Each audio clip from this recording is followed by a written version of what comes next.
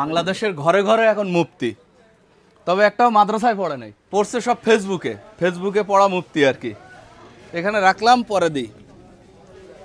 আসিফ তো একজন জেনারেল শিক্ষিত মানুষ, আবার অনেকে বলতেছে যে সে নাকি মাদ্রাসায় পড়ছে। আমাদের একজন উপদেষ্টা ঈদের নামাজে সে দাঁড়াইছে কোথায়? ইমামের সাথে।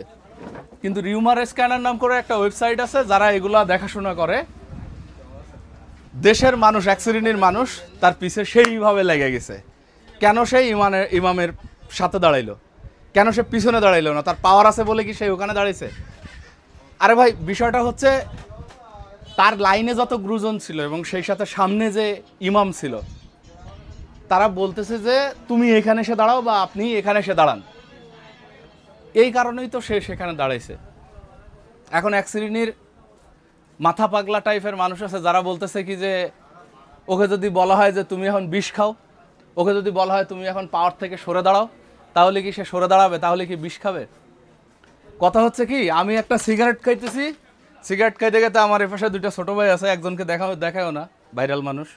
তা আমি যদি মনিরুলকে বলি যে মনিরুল তুমি সিগারেটটা খাও, তা তোমার সাথে আমার যদি ওরকম সম্পর্ক থাকে, তুমি যদি স্মোকার হও, সিগারেট তো খাবা।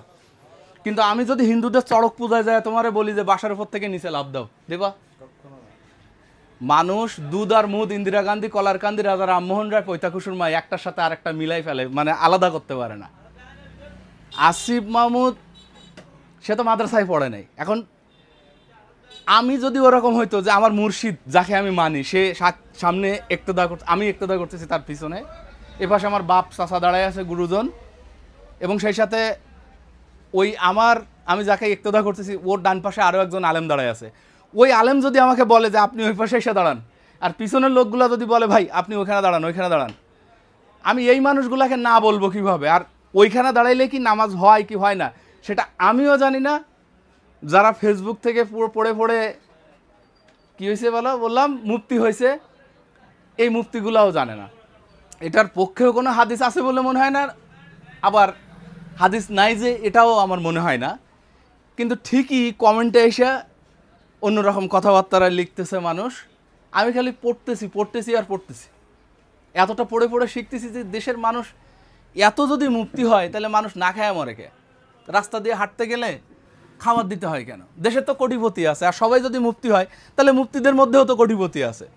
ভুল ধরার আগে অন্য মানুষ রাস্তার পাশে শুয়ে আছে, গায়ে পোকা হচ্ছে, অন্য মানুষ পেটে না খেয়ে রাস্তার পাশে পড়ে আছে, সেগুলাই দেখো। এগুলা না দেখে কে কোথায় দাঁড়ায় নামাজ পড়তেছে তার কবরের হিসাব সে দেবে। সে নামাজ ওইখানে দাঁড়াবে না আলেমের সামনে যায় দাঁড়াবে, এটা তো আপনার আমার দেখার কথা না। তার নামাজ সে যেখানে দাঁড়ায় পড়তেছে, তার সেই হিসাব, সেই খেসারত সে কিয়ামতের মাঠে আল্লাহকে দিবে। এটা নিয়ে আমাদের এত মাথা ব্যথা হওয়ার কথা না। আসলে আমাদের মাথা ব্যথা কারণ ওইটাই, আমরা তো সব মুফতি, ফেসবুকে পড়ুয়া মুফতি। ভালো থাকবেন, আসসালামু আলাইকুম।